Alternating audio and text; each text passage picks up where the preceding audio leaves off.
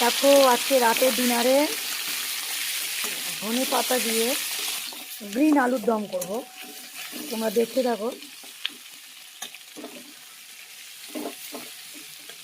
আলুটা একটা সিটি মেরে জল গেলে রেখে দিয়েছিলাম।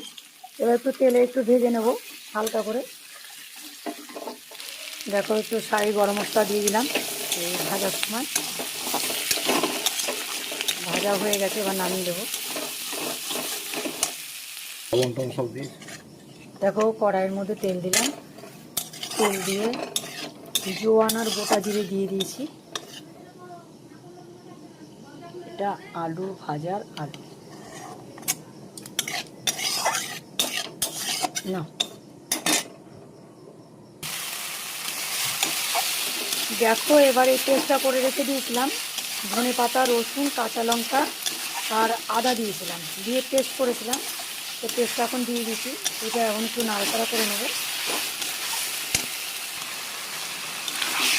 দেখো এবার আলুটা দিয়ে দিলাম।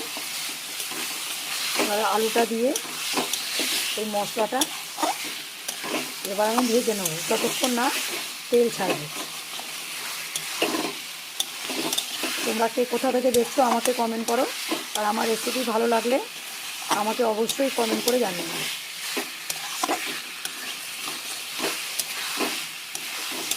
আজ রাতের ডিনারে গ্রিন আলুর দম আর পরোটা হয়ে গেছে।